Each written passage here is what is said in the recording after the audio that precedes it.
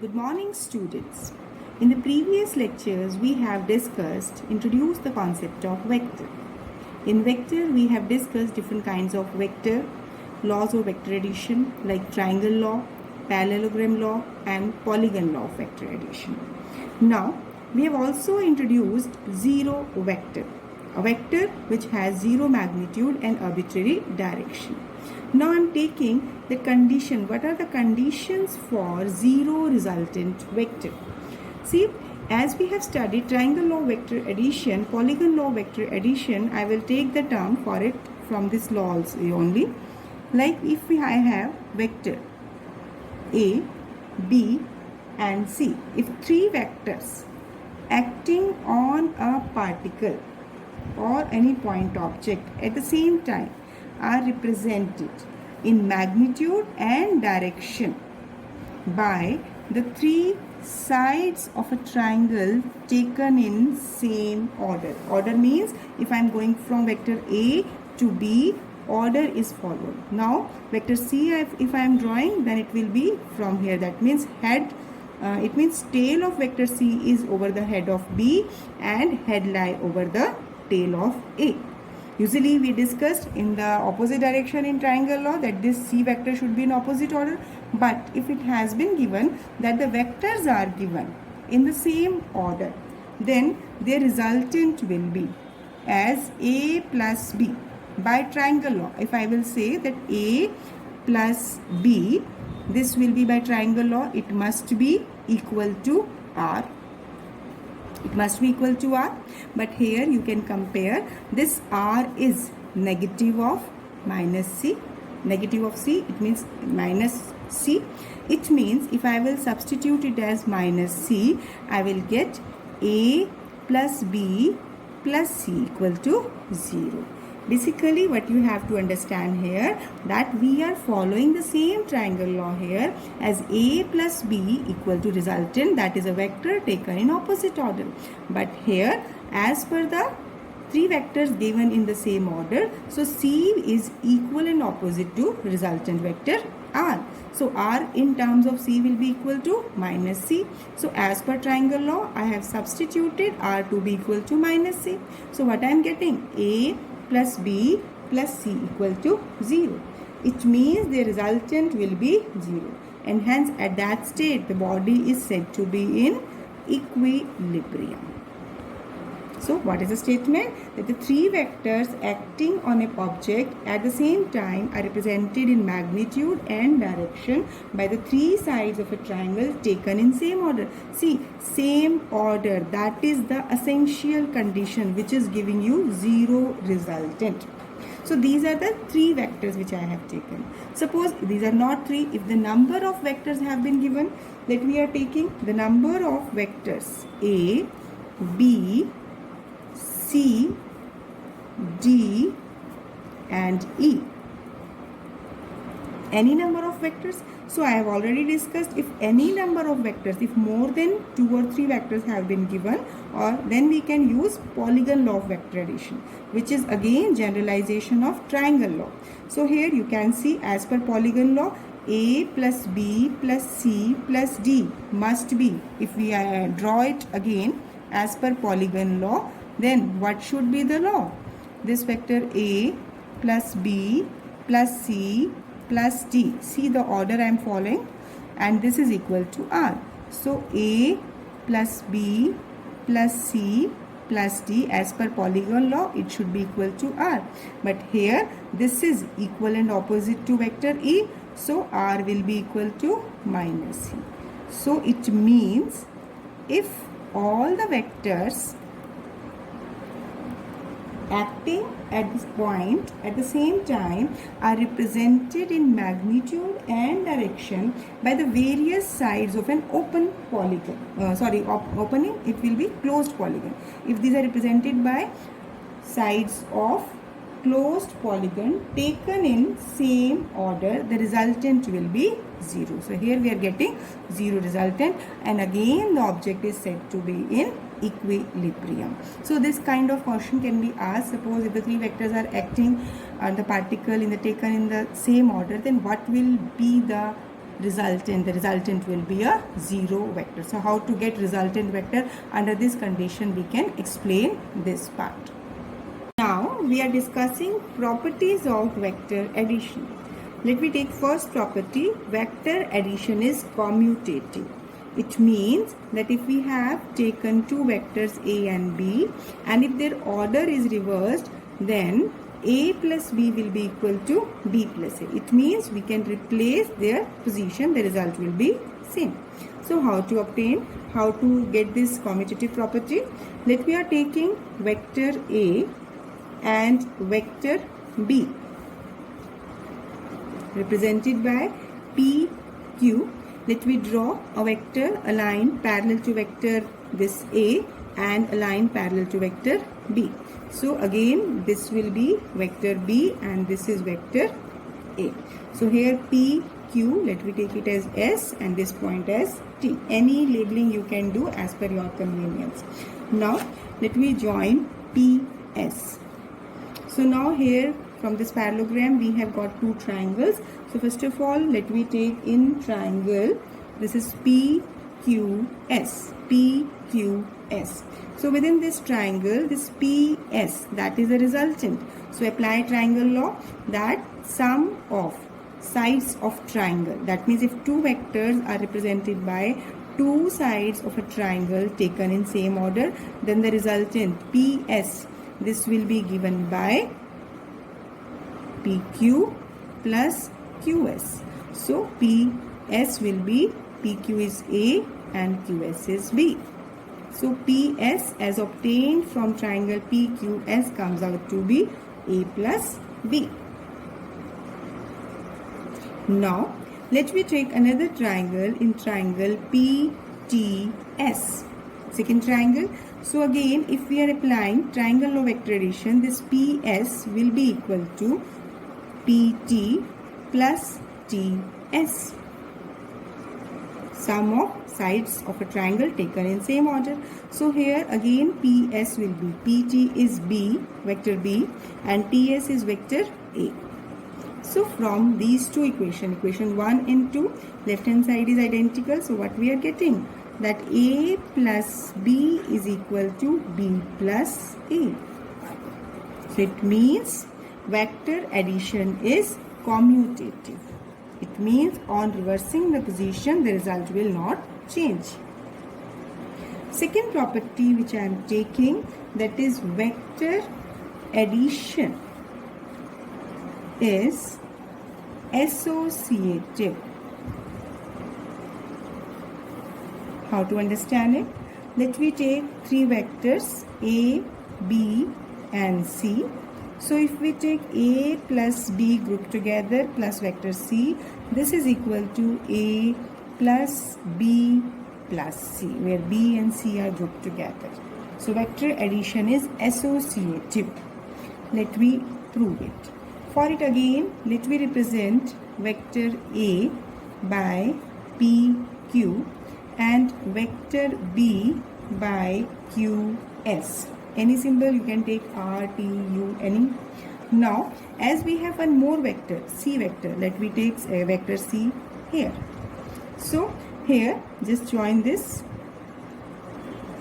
as per the polygon law.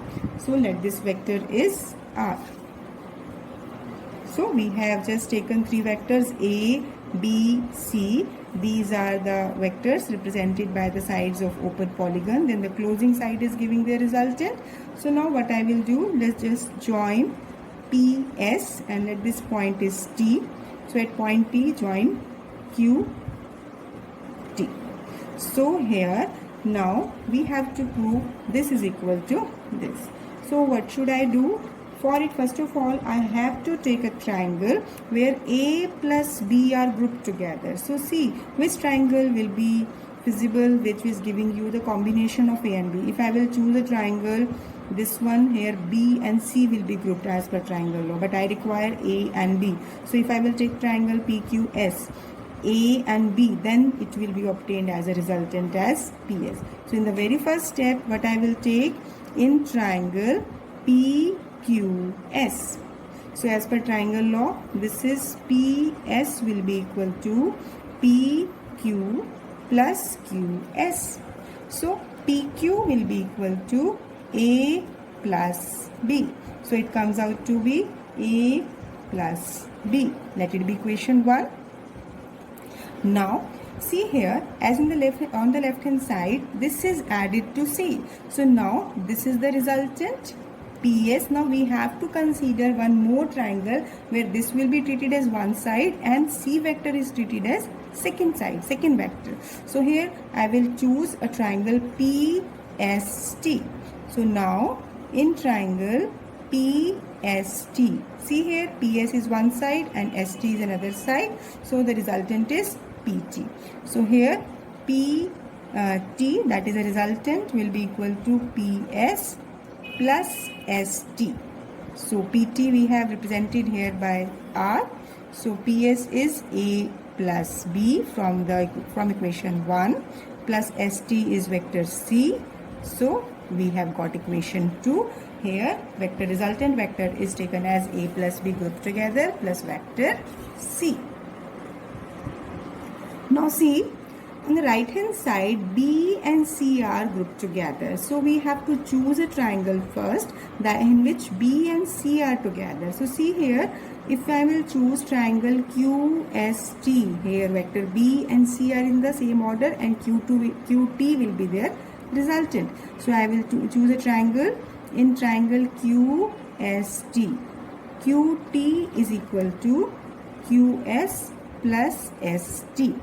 And here QT, it will come out to be QS is vector B, see the figure, and ST is vector C, right? This is, let it be equation 3rd. Now here, as per this right hand side, now this is added to vector A. So now we have to choose a triangle. Here, see here, this is this QT, it is having resultant B plus C. This is B plus C. Now I will prefer to choose a triangle where one of the side represented by vector A. So that if I will choose triangle PQT, see here resultant will be R. Beta, be careful about drawing its arrow, because when you have to apply triangle law, this arrow must be clearly visible, right? And you have not to skip drawing this arrow. Now let me take a triangle in triangle PQT. So as per the triangle law, PT resultant will be equal to PQ plus QT. You can check from here. You can see here that what I have written, this in triangle PQT, this PT is equal to PQ plus QT. Now PQ is vector A and QT is vector B plus C. So you will get the resultant R. Now what I will do, just I will substitute the values. PQ is vector A and QT we have obtained from here. So plus B, C, and PT, what is P? This is the resultant R. So now we have two equations. Equation 2, here you can see equation 2 and here equation 4. See, left hand side both representing resultant R. So you will compare right hand side from these two equations. So from equation 2 and 4, A plus B plus C is equal to A plus B plus C. So see, you can see that when you have to add the vectors and you are just changing the position by grouping together, it will not influence the result. It will remain to be the same. So now after this, next we are taking Lami's theorem. This Lami's theorem, it will be helpful in solving different kind of numericals. See, what is it? It states that if three forces acting on a particle or a point, suppose this is F1 or this is A, any force or vector you can take.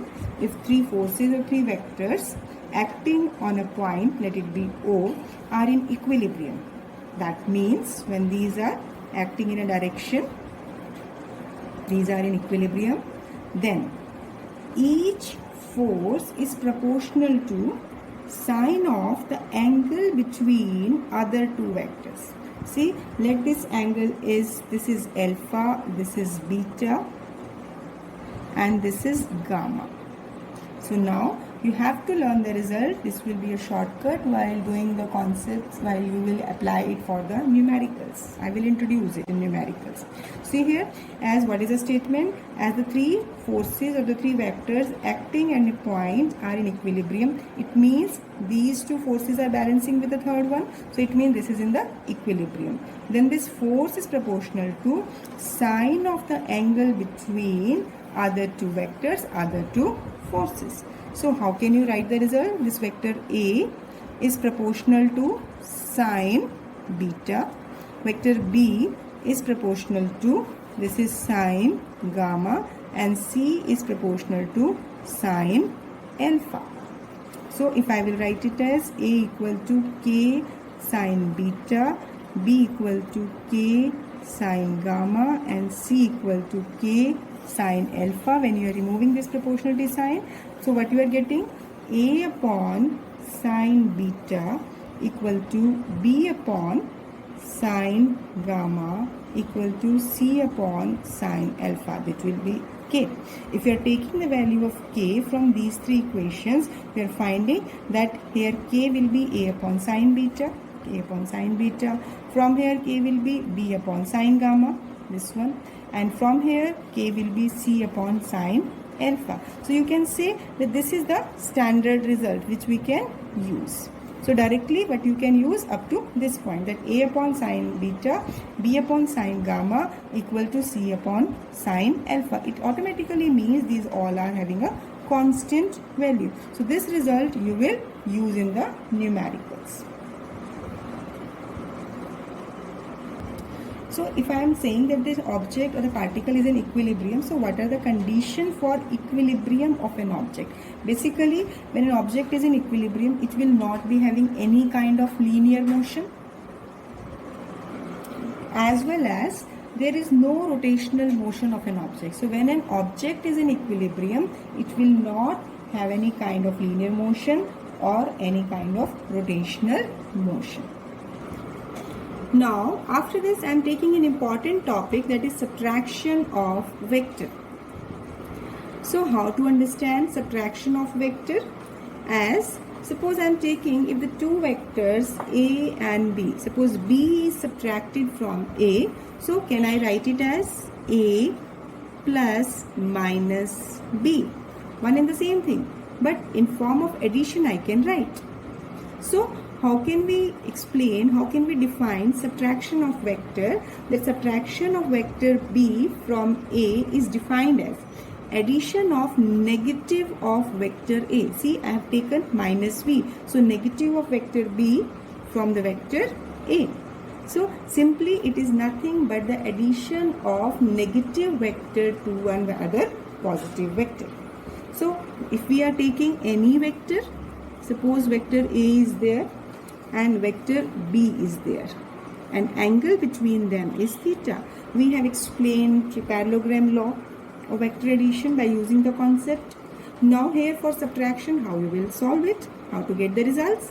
See here, angle theta is the angle between vector A and B. But here we have to find the resultant of this, but this is in the form of subtraction. So what should I do?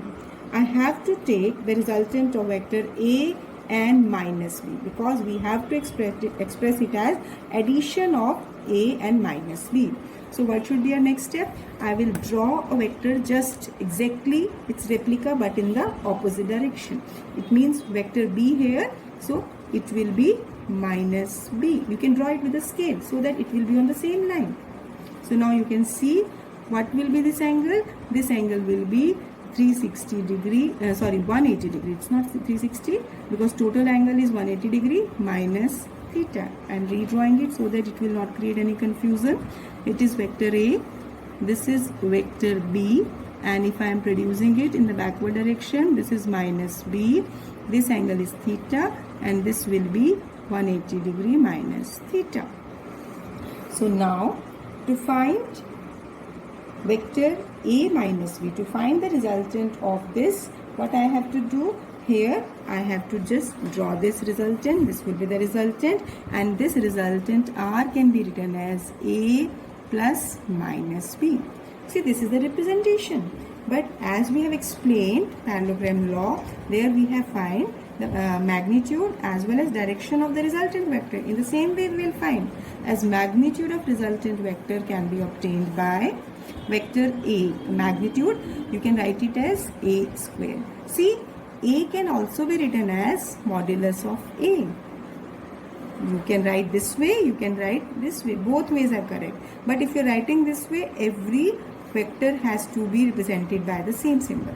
If we are skipping this vector sign or this modulus, that will be a wrong point. So instead I will prefer to use this one. There is least chances of mistake.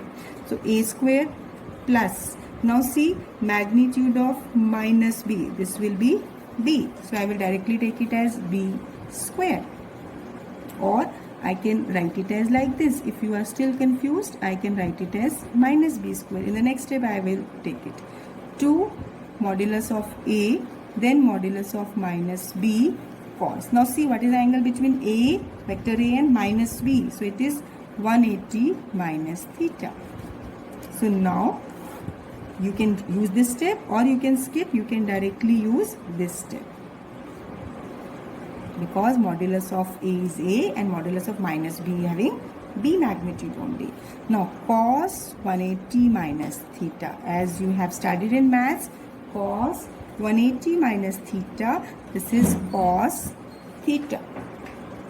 So after this, use this result. So it will be our resultant magnitude will be under root of A square plus B square. Here this is cos 180 minus theta, sorry, it will be minus theta, cos theta. So it will be minus 2AB cos theta. You have to learn this result, that cos 180 minus theta is minus cos theta.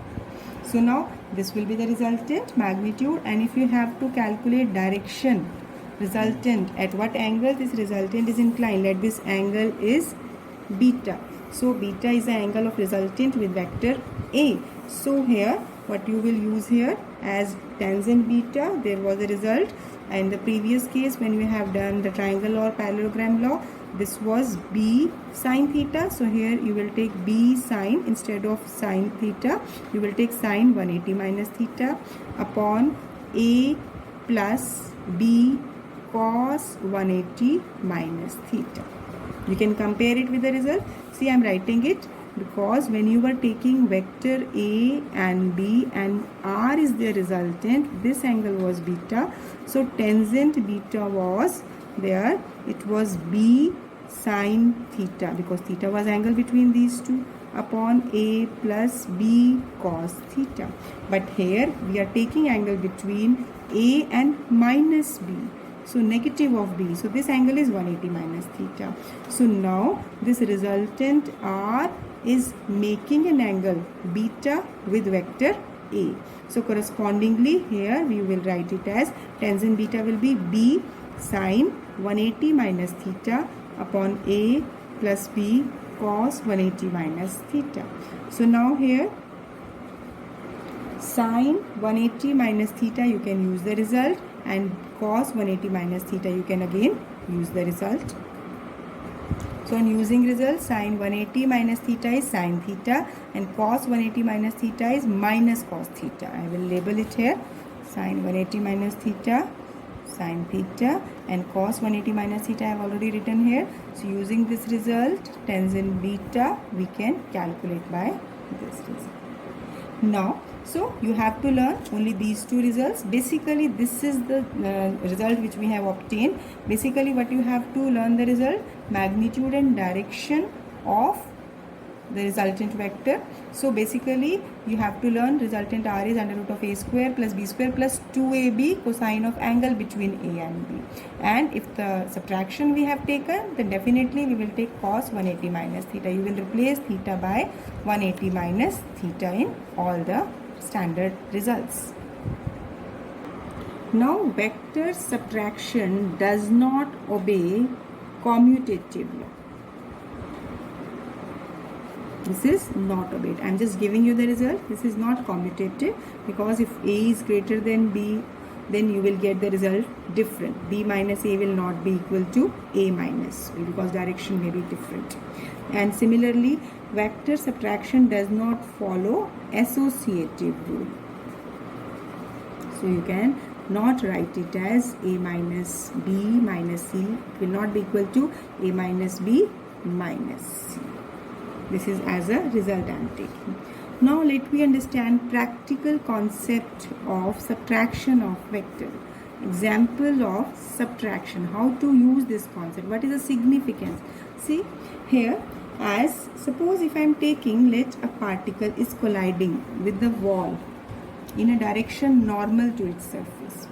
So let it has its momentum in this direction we are taking, and now it is reflecting from this point. If it is reflecting, I am showing it by another line.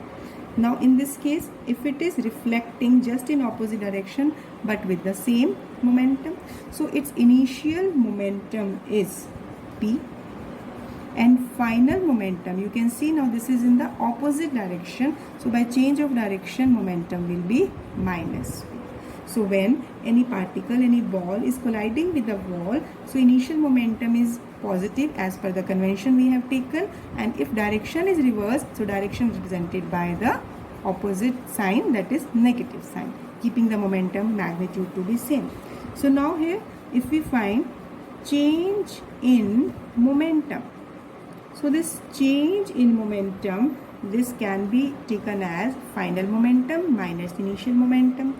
If final momentum is minus p and initial momentum is p, so by subtracting you are getting minus 2p. See here, if I will take this direction as positive and this direction, the opposite direction, to be negative, so the result will be 2p. So don't get confused with the convention. This convention you can choose as per your convenience, right? Now let me take another concept to explain subtraction of vector. Let a body or a particle is moving along a circular path. Let after completing half rotation, suppose at point A and at point B, suppose it is completing half rotation at this point A, its velocity is v1. So velocity is represented by tangent to the circular point. Similarly at this point, if it is moving, because you can say as along a circular path, speed for uniformly accelerated motion, speed remain to be same, so let its magnitude will be same but direction is opposite. So here let v1 is equal to v and v2. If I will represent it by v2 and the magnitude is v but direction is opposite. As upward direction we are taking positive, downward direction we are taking as negative. So let a particle is completing half rotation, so after half rotation there is a change of direction, keeping the magnitude constant. So what will be change in velocity? So change in velocity will be v2 minus v1. This will be minus v minus v. It is minus 2v. So here the subtraction concept is used to find change in velocity. So here we have discussed subtraction of vector. Basically this concept of subtraction of vector you have discussed in, if you remember, when you have discussed motion in one dimension, I have used this concept in relative velocity. So I will discuss it in my next video. So till here I am completing it, and now revise all the concepts. If you have any doubt, feel free to ask anytime. Thank you. Have a nice day.